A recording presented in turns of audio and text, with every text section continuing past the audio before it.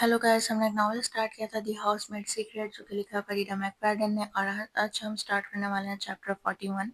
लेकिन chapter start करने से पहले मेरी एक रिक्वेस्ट है कि अगर आपको हमारी वीडियोस पसंद आई तो kindly like share and subscribe करना ना भूलिए। तो चलिए शुरू करते हैं। मिली। मैं ऐसे उठती हूँ जैसे किसी ट्रक ने कुचल दिया हो। मेरा दायां कान चुभ रहा है और सर में दर्द हो रहा है। कल रात मुझे बिल्कुल नींद नहीं आई। मैं इधर उधर करवट बदलती रही और हर बार जब नींद आने लगती मुझे डगलास की लाश पेंट हाउस के फ्लोर पर लेटी नजर आती। आखिर में मैं बाथरूम तक लड़खड़ाते हुए गई और वहां से एक स्लीपिंग पिल ले ली जो मैं वहां छुपा कर रखती हूँ। फिर मुझे नींद आई, लेकिन ऐसी नींद जिसमें खौफनाक सपने थे, जहाँ मेरे पुराने बॉस की मुर्दा आंखें मुझे घूर रही थी। मैं बिस्तर में करवट बदलती हूँ और अपने उलझे हुए बालों को छूती हूँ। सर का दर्द और तेज हो जाता है, लेकिन उसी वक्त मुझे महसूस होता है कि सिर्फ मेरा सर नहीं दर्द कर रहा। दरवाजे पर जोर जोर से कोई नॉक कर रहा है। कोई फ्रंट डोर पर है। मैं मुश्किल से बिस्तर से उठती हूँ और हाउस कोट लपेट लेती हूँ अपने गिर्द। आ रही हूँ, मैं कराते हुए कहती हूँ। उम्मीद करती हूँ कि नॉक करना बंद हो जाए, लेकिन दरवाजे पर जो भी है वो बहुत जिद्दी है। मैं पीप होल से झांक कर देखती हूँ। एक आदमी खड़ा है, सफेद क्रिस्प शर्ट और काले टाई में, जिसके ऊपर उसने ट्रेंच कोट पहना हुआ है। कौन है? मैं बुलंद आवाज में पूछती हूँ। ये डिटेक्टिव रमीरेज है, एनवाईपीडी से। आदमी की हल्की सी मफल्ड आवाज आती है। ओ नहीं, लेकिन ठीक है, घबराने की कोई बात नहीं। मेरा बॉस मर गया है तो ऑब्वियस है कि वो मुझसे कुछ सवालात करना चाहेंगे। घबराने वाली बात नहीं है। मैं दरवाज़ा अनलॉक करती हूँ और हल्का सा खोलती हूँ। वो तब तक अंदर नहीं आ सकता जब तक मैं उससे इजाज़त ना दूँ, और मेरी ऐसी कोई नीयत नहीं है।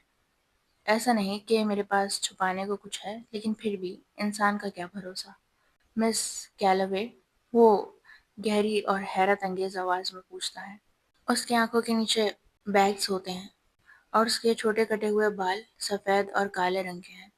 मैं अंदाजा लगाती हूँ कि वो 50 के करीब होगा। हेलो, मैं हल्की सी हिचकिचाहट के साथ कहती हूँ। मैं चाहता था आपसे कुछ सवाल करूँ, वो कहता है। मैं अपना चेहरा ज्यादा से ज्यादा बेतासुर बनाने की कोशिश करती हूँ। किस बारे में? वो थोड़ा रुकता है, मेरी शक्ल को घूर कर देखता है। क्या आप एक शख्स को जानती हैं जिसका नाम डॉगलास गैरिक है? हाँ, इस बात में कुछ छुपाने वाली बात नहीं। आसान होगा साबित करना कि मैं गैरिक फैमिली के लिए काम करती थी। उनका कल रात कत्ल हो गया। ओह! मैं अपने हाथ से मुंह ढक लेती हूँ, जैसे हैरानी में हूँ। ये तो बहुत ही अफसोसनाक है। मैं चाह रहा था कि आप स्टेशन आके कुछ सवालात का जवाब दें। डिटेक्टिव रमीरेज का चेहरा एक मस्नूई मास्क जैसा है। उसके होंठ सीधी लकीर की तरह बंद हैं, कुछ भी जाहिर नहीं कर रहा। लेकिन पुलिस स्टेशन बुलाना, ये तो कुछ ज्यादा सीरियस लग रहा है। लेकिन वो हाथ में हैंडकफ्स लेकर मुझे अरेस्ट नहीं कर रहा, न ही मेरे राइट्स पढ़ रहा है। शायद वो सिर्फ इस केस को इसलिए ज्यादा अहमियत दे रहा है क्योंकि डॉगलास इतना अमीर और असरदार था। आप कब चाहते हैं कि मैं आऊं? अभी, वो बगैर हिचकिचाहट के कहता है। मैं आपको छोड़ सकता हूँ। क्या? क्या मुझे जरूर जाना होगा? अगर मुझे अरेस्ट नहीं किया गया तो मैं उसके साथ जाने की पाबंद नहीं हूँ। मुझे अपने लीगल राइट्स अच्छे से मालूम है, लेकिन मैं चाहती हूँ कि वो क्या कहता है ये सुनो। आपको मजबूर नहीं किया जा रहा, वो आखिरकार कहता है, लेकिन मैं ये स्ट्रांगली रिकमेंड करता हूँ, चाहे आप अभी चलें या बाद में, बात तो हमें करनी ही होगी। मेरे पेट में अजीब सी घबराहट उठती है। ये सिर्फ रूटीन क्वेश्चंस का मामला नहीं लगता, ये कुछ और गहरा है। मैं अपने लॉयर को कॉल करना चाहती हूँ, मैं कहती हूँ। रामायरस मेरी आंखों में यह देखता रहता है। मुझे नहीं लगता कि इसकी ज़रूरत है, लेकिन ये आपका हक है। मुझे नहीं मालूम कि वो मुझसे किस किस्म के सवालात करने वाले हैं, लेकिन मुझे पुलिस स्टेशन जाने का ख्याल बिना लॉयर के बिल्कुल पसंद नहीं। बदकिस्मती से इस वक्त सिर्फ एक ही लॉयर है जिसे मैं इतना जानती हूँ कि कॉल कर सकूँ, और ये कन्वर्सेशन आसान नहीं होने वाली। रामायरस इंतज़ार करता है। जब मैं अपना सेल फोन उठाती हूँ और ब्रॉक का नंबर डायल करती हूँ, शायद वो अब तक ऑफिस पहुँच गया हो, लेकिन दो ही बेल्स के बाद वो फ़ोन उठा लेता है। ब्रॉक अपना ज़्यादातर वक्त डेस्क पर गुजारता है, कोर्ट रूम में कम ही होता है। मिली, वो कहता है, तुम ठीक हो? क्या स्टमक बग और भी बिगड़ गया है? क्या?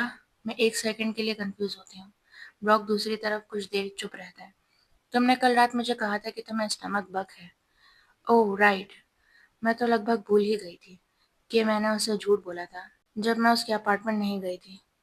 ہاں وہ ٹھیک ہو گیا ہے، لیکن مجھے ایک اور بات میں تمہاری مدد چاہیے، کچھ امپورٹنٹ۔ آف کورس، کیا چاہیے؟ تو میں اپنی آواز دھیمی کر لیتی ہوں تاکہ رمیرز سن نہ لیں۔ میرے پرانے باس ڈاگلاس گیرک، ان کا کل رات قتل ہو گیا۔ جیزس، براک کہتا ہے حیران ہو کر۔ ملی، یہ تو بہت برا ہوا۔ کیا پتہ چلا کہ کس نے کیا؟ نہیں، لیکن میں رمیرز کی طرف دیکھتی ہوں جو مجھے گھور رہا ہے۔ وہ مجھے پولیس اسٹیشن لے جا رہے ہیں انٹرویو کے لیے۔ اوہ واو، کیا انہیں لگتا ہے کہ تم کچھ امپورٹنٹ جانتی ہو؟ شاید، مجھے تو نہیں لگتا، لیکن مجھے اچھا لگے گا اگر ایک لائر میرے ساتھ ہو۔ میں گلا صاف کرتی ہوں۔ اور وہ لائر تم ہو؟ بالکل، آف کورس۔ مجھے ایسا محسوس ہوتا ہے جیسے میں فون کے راستے اسے گلے لگا لوں۔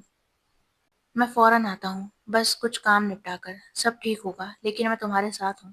میں اس پولیس اسٹیشن کا ایڈریس لکھتی ہوں جہاں ڈیٹیکٹو رمیرز مجھے لے جائے گا، اور میرے ذہن میں یہ خیال آتا ہے کہ وہ بات جو میں کل رات براک سے کرنے والی تھی، وہ اب کسی بھی وقت ہو سکتی ہے۔